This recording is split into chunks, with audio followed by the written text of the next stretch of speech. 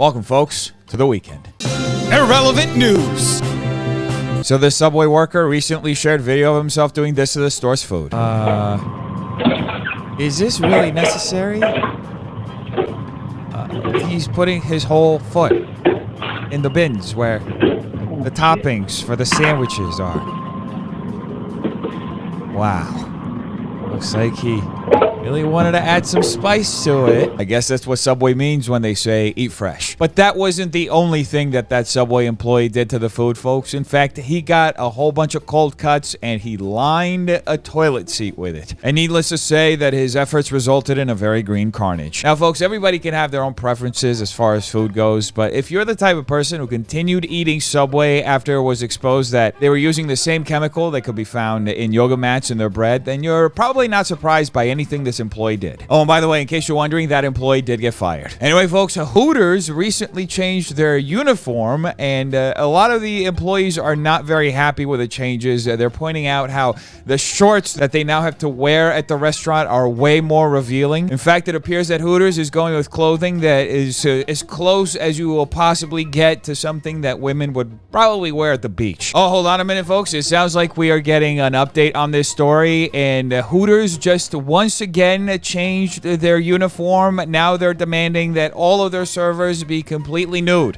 In fact, they're becoming a strip club. Can't say I didn't see that one coming. Now, but in all seriousness, folks, is revenue at Hooters tanking so much that the only way they can bring in money is by upping the over-sexualization of their already over-sexualized servers? I guess that's what happens when your entire business model consists of serving trash food and eye candy for incels. And in other news, a TikToker recently exposed Jack Black for something extremely unusual. Knowing this part will never apply to me because Jack Black helped pay for my first house by buying my entire stock of long Furbies. I have so many questions. First off, Jack Black is into Furbies. Second, Jack Black is into long Furbies. Third, he bought an entire stock of long Furbies. Fourth, what the hell is he going to do with an entire stock of long Furbies? What did Jack Black do with that many long Furbies? The quantity ended up being an accident and we got it all sorted out, but he does have two. Oh, thank goodness it's just two long Furbies, folks, because, you know, if it was actually an entire stock of long Furbies instead of just two, it would mean absolutely nothing different. Now, folks, this has to be the most unusual thing that I've ever witnessed a public figure get exposed for, and it is also, coincidentally, the most wholesome. If only every scandal could be about long Furbies. But guess what, folks? It unfortunately is not, because Adele had the gall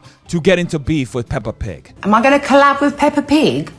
No. How could anybody in their right minds turn down Peppa Pig?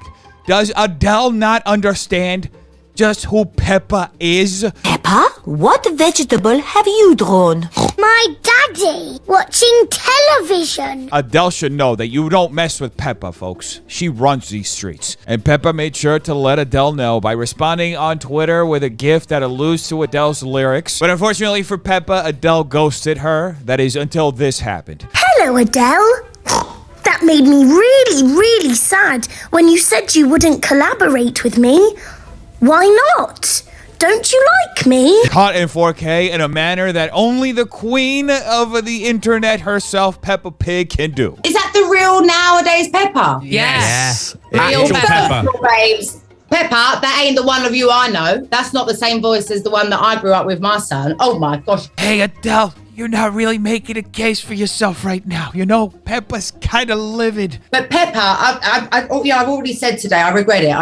I spent 3 years watching you. I do regret it. And anytime you want to go jumping in muddy puddles and singing muddy puddles, I'm with you, babes. I felt terrible the second I said it. Well, Adele, why don't you have your team contact Peppa's team to see if she's available to collab with you, because, you know, she's kind of busy. And speaking of being busy, Takashi 69 is going to be busy for a while trying to get his Spotify account back because it was recently hacked, and the hackers changed 6ix9ine's profile picture to a picture of his arch nemesis Trippie Redd and wrote this in 6ix9ine's bio. I grew up always wanting to be like Trippie Redd and Lil Durk. I let my girl and my mom. My mom pussy stank, I came from the sewer. Whack 100 my boyfriend, and he's secretly Crip. By the way, whoever hacked 6ix9ine went as far as to change one of his images into an Animorphs, where he literally morphs into a rat. Perfection! And in other news, Addison Rae was recently permanently suspended on TikTok. Well, time to get a job. I don't think Addison understands that being able to dance with your arms isn't a skill that most employers are looking for. Anyway, Addison included the following image with her tweet that said, Your account was permanently banned due to multiple violations of our community guidelines. and the responses to Addison's tweet sharing this information were very broad, with only fans sharing a pair of eyes. Now, there were a lot of comments under that tweet requesting that Addison Rae start on OnlyFans. However, folks, with the Netflix deal that she has, I think that's going to be a hard ask. Addison, I have a job for you. I can hire you to ratio others from my account. That is so kind of quackity to just offer Addison a job like that at a low point like this, especially a job as fun as ratioing people on Twitter. Anyway, folks, it's interesting that this happened to Addison because this is an actual real issue on TikTok right now. People will coordinate brigading campaigns where they mass report numerous posts from a creator, and what ends up happening is you get a community guidelines violation because of the report, and even after the video gets appealed, reviewed, and cleared by TikTok, the community guidelines violation never goes away. The video may be reinstated, but it's still there. And what happens is over time, these accumulate and they end up costing certain creators their accounts. I mean, I saw a creator just a couple of weeks ago with over 5 million followers who completely lost his account, even though every single community guidelines violation had been overturned. It's pretty insane. It's as though you get a strike on YouTube, YouTube reverses the strike, but the strike still stays in your account. It's just completely bonkers what they have going on over there, and I wouldn't be surprised if a lot of people started complaining because it's clearly starting to affect their bigger creators. You can only imagine how it's affecting the smaller creators. Anyway, folks, the Amazon show I Know What You Did Last Summer made a very surprising mention of a certain somebody in their most recent season. Do not die.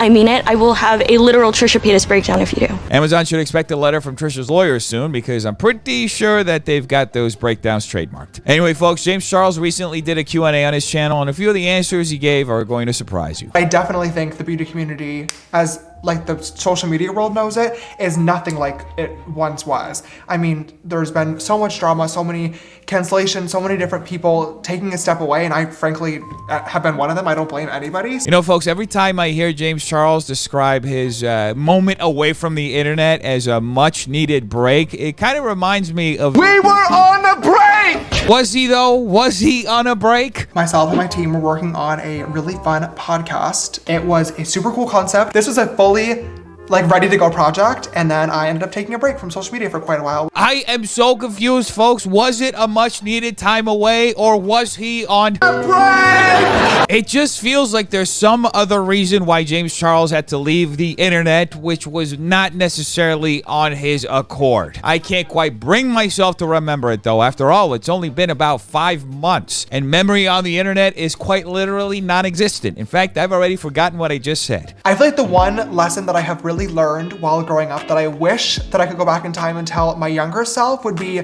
you don't have to act out and be dramatic and start fights and do crazy things for attention and for people to like you. I don't know about you folks, but I find it rather unusual that this is the lesson that James Charles learned, considering his last year. But at the end of the day, folks, I'm clearly not James Charles to dictate what lesson is most important to him. I think that in the beginning of not even the beginning of my career, all throughout middle school and high school and then the beginning of my career, you know, I was definitely focused on what can I do or say that would be shocking or slightly offensive or funny to get attention. Oh, I see. Now he's addressing all the controversial statements that he made at the beginning of his career. This has to be the weirdest addressing the situation without addressing anything at all scenario that I've seen in a while. It's a rhetorical technique initially created by Nikita Dragon. I wish that I had just focused more on myself, my personality, and my talent. And maybe deleting Snapchat off your phone. That would have probably helped you a lot too. And now a palate cleanser.